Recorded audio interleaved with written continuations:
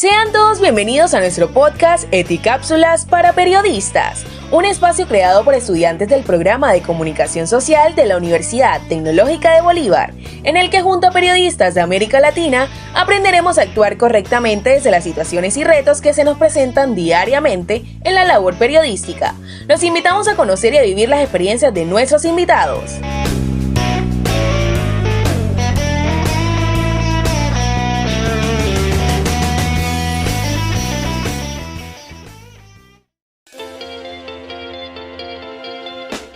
En esta ocasión nuestro invitado es Nicolás Pareja, abogado y director del Diario del Universal con varios años de experiencia y una amplia trayectoria en el oficio, quien nos estará hablando un poco sobre el derecho a la información y su importancia. Muchas gracias por aceptar nuestra invitación. Comenzamos hablando un poco sobre el derecho a la información. Cuando un periodista solicita algún tipo de información, ¿es ético que solo le den acceso parcial a dicha información? A veces le entregan una información y le hacen creer a uno que ahí está todo. Y uno, pues, de buena fe, trabaja con eso y sale un informe malo, un informe incompleto, y algún ciudadano dice, ¿y por qué no averiguaron tal cosa? Y entonces cuando uno descubre que la información no estuvo completa. Y es grave porque quiere decir que uno no hizo una buena investigación. Si uno hizo una buena investigación, se debió haber dado cuenta que la información estaba incompleta.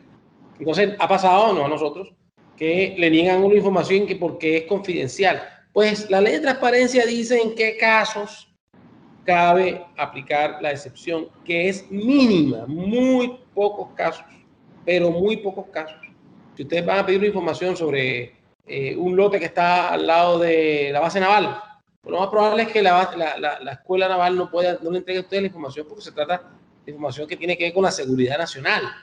Pues eso uno lo entiende, pero el resto es muy difícil. ¿Qué implicaciones o connotaciones trae consigo el derecho a la información? Todos los ciudadanos tenemos derecho a que se nos dé información. Esa información se nos puede dar o porque nosotros la pedimos o porque se nos ofrece. Se nos ofrece, por ejemplo, a través de los medios de comunicación. Y ahí recibimos información como la de los noticieros, la de radio, televisión, medios impresos, etc. Pero también nosotros tenemos derecho a pedir información, normalmente por escrito, en ejercicio de petición, a las autoridades. Todo ese conjunto de derechos de la información implica que se revele a las personas información valiosa que puede en algunos casos atentar contra otros derechos. Básicamente son el derecho a la intimidad, al de la honra, al de la imagen. ¿Cuándo el derecho a la información prima sobre otros derechos y qué entidad se encarga de regular estos? Pues eso lo encontramos sobre todo en los fallos de la Corte Constitucional, producto de las tutelas. Las tutelas que los ciudadanos presentan contra los medios de comunicación, sobre todo, en algunos casos, contra otros particulares, como por ejemplo las tutelas que se han presentado contra influencers, contra youtubers, o mucho más en pequeño, las tutelas que se han presentado contra personas que escriben cosas desobligantes o íntimas de otras en páginas como, por ejemplo, Facebook, Instagram, Twitter, TikTok y todas esas cosas que ustedes los jóvenes manejan. Pues entonces la Corte se ha ido ocupando de cada uno de esos casos que llegan por vía de tutela.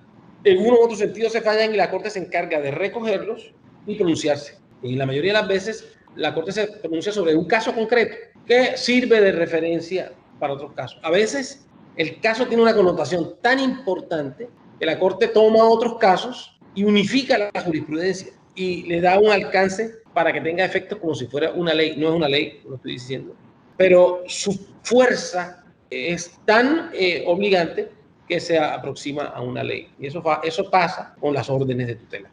¿Cuándo el derecho a la información es más importante que el derecho a la intimidad? La protección es siempre al derecho de la intimidad.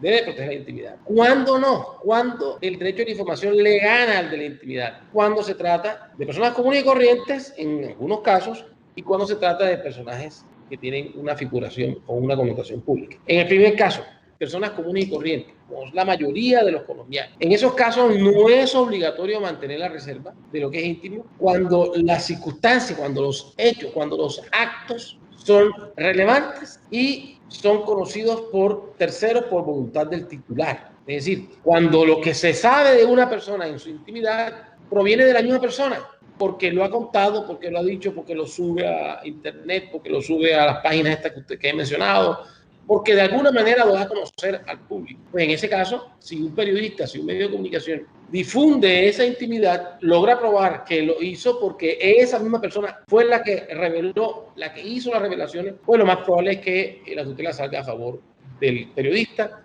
del medio o de la persona que hizo la revelación. Y cuando esa intimidad ha trascendido a la esfera pública y el medio no tuvo nada que ver, de pronto están hablando de que tal persona hizo tal cosa, eso trasciende, y un medio de comunicación, por ejemplo un periódico, lo pone en sus páginas, bien sea la versión impresa del periódico o la web. Pues si se logra probar que eso era de dominio público, pues ahí no va a haber condena contra el periódico. Eso en cuanto a las personas. Digamos que son las dos excepciones más importantes que trae los fallos de la Corte. Y en cuanto a las personas que no son comunes y corrientes, es decir, todos aquellos que tienen una figuración pública, me refiero a servidores públicos, presidente, ministros, concejales, alcaldes, etcétera, secretarios de despacho, policías, congresistas, todas esas personas que prestan servicios públicos, o los artistas. Los artistas también tienen una connotación pública. Entonces, no solamente me refiero a los que tienen una connotación pública porque son funcionarios públicos o servidores públicos, sino a todo el que de alguna manera trascienda la vida privada, la esfera privada y pase a ser una persona conocida con cierto grado de conocimiento en la colectividad. Pues en esos casos, la Corte ha privilegiado casi que en todos los casos a la información, señalando que la persona que decide salir de su esfera íntima, de la vida parroquiana, común y corriente, y pasa a ocupar un cargo, bien sea público o privado, o adquiere una connotación de conocimiento, esa persona se sustrae de la intimidad que cualquier ciudadano podría tener y se somete voluntariamente al conocimiento y al señalamiento público. Pues en esos casos la Corte ha dicho no. Usted se sometió a esto, usted decidió asumir una consecuencia lógica del hecho de trascender como figura. ¿Cuándo prima el derecho a la información sobre el derecho a la libre expresión? La clave está en distinguir entre lo que es información y lo que es opinión. Esa es la clave. ¿Qué es información? ¿Qué es opinión? Y trae una frase de una sentencia de la Corte que está entre comillas, dice: toda opinión conlleva un contenido informativo y toda información un contenido valorativo de opinión, sin el cual la información ni siquiera se justifica como actividad social. Es decir, lo que ha dicho la Corte es que esa separación no es absoluta. Es decir, uno pudiera decir que algo es más información que opinión y algo es más opinión que información. Y entonces ahí es donde va el juez a analizar qué tipo de información es. Si tiene que ver con la información noticiosa, narrando simples hechos, o si se le agregó un valor o juicio, es el estudio del caso. Por lo tanto, las fórmulas generales ayudan a ubicarse uno, pero realmente lo que marca la diferencia es estudiar el caso. Entonces, ahí pues traigo una cita que me pareció importante de todo lo que se ha escrito, porque hay mucho sobre esto. Dice así: en consecuencia, aunque se admite que la libertad de opinión no está sujeta a los límites constitucionales que recaen sobre quienes se dedican a informar, porque por definición no se puede reclamar veracidad e imparcialidad de los juicios de valor, es decir, de la opinión, se exige a quienes expresan sus opiniones, máximo cuando se hacen a través de medios masivos de comunicación, que se aseguren de la veracidad de los hechos sobre los que se fundan y rectifiquen en caso de que sus opiniones se hayan basado en informaciones inexactas o erróneas. ¿Qué quiere decir esto? Que hay un gran margen de libertad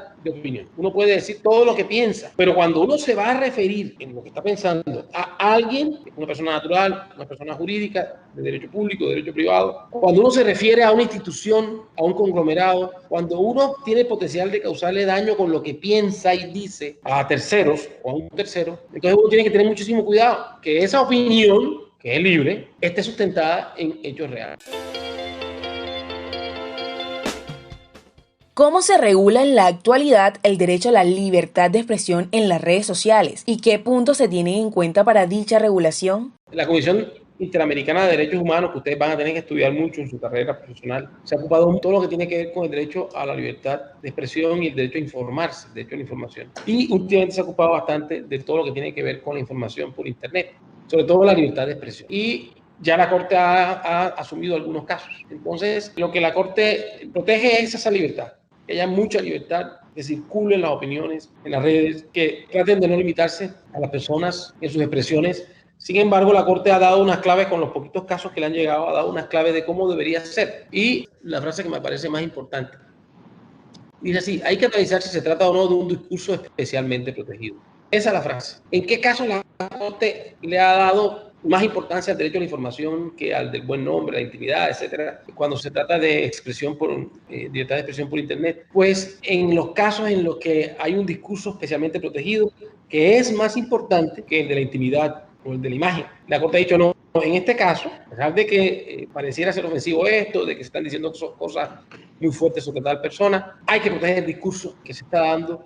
¿Cuáles son esos discursos especialmente protegidos en Colombia? Discursos políticos y sobre asuntos de interés público, que comprende todos aquellos de contenido electoral, como toda expresión relacionada con el gobierno y con mayor razón las críticas hacia el Estado y los funcionarios públicos. Esos discursos son especialmente protegidos y difícilmente la Corte va a tumbar una noticia o una nota o una opinión que se refiera a eso. Muy difícil, no lo veo factible, a menos que haya un abuso por parte del periodista o del opinador respectivo. Y el discurso sobre funcionarios o personajes públicos. Entre los personajes públicos están, por ejemplo, los artistas, las actrices, los cantantes. Esas personas tienen una vida muy expuesta y difícilmente podrán molestarse porque se cuente sobre ellas. Mientras no haya calumnia, mientras no haya injuria, vamos a tener muchísima libertad para hablar.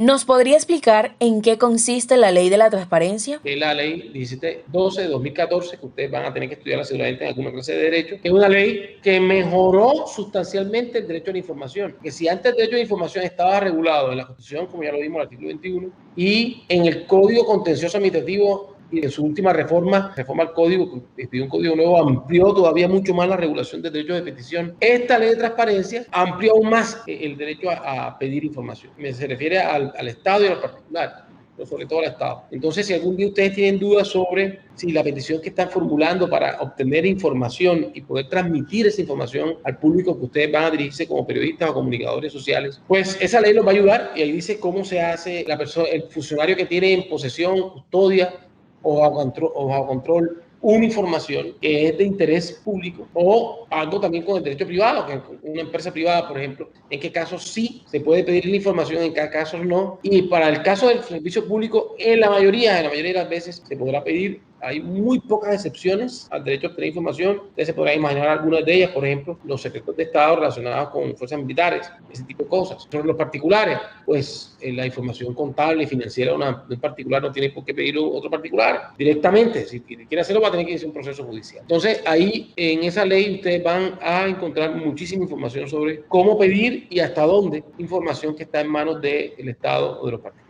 Bueno, ahora hablemos un poco de información en Internet y redes sociales. Al ser tan difícil controlarlo, ¿cómo sabemos contra quién hacer una denuncia si sale una nota o una información falsa? ¿Y cuáles son los límites que tienen las personas en redes? En Colombia hay un gran activismo judicial y nosotros no necesitaríamos tantas leyes porque tenemos unas cortes muy activas. Por lo tanto, cuando tenemos dudas, acudimos a los fallos de la corte. Hay mucha jurisprudencia. Y en los casos que hay poquita jurisprudencia, es tan buena, tan actual, que es como si fuera la ley. Esa jurisprudencia reemplaza las leyes de otros países. En tal sentido, ahí nos estamos pareciendo mucho a los gringos, ¿no? Que ellos no tienen muchas leyes, sino unos grandes cortes. Y viven de los precedentes. Pues aquí nosotros también estamos viviendo los precedentes en todo lo que tiene que ver con el derecho a la opinión, el derecho de información, etc. Y sobre la libertad de expresión en Internet, ya hay unos fallos interesantes, muy interesantes. Uno, ¿a qué acude? Y eso es un consejo para ustedes, los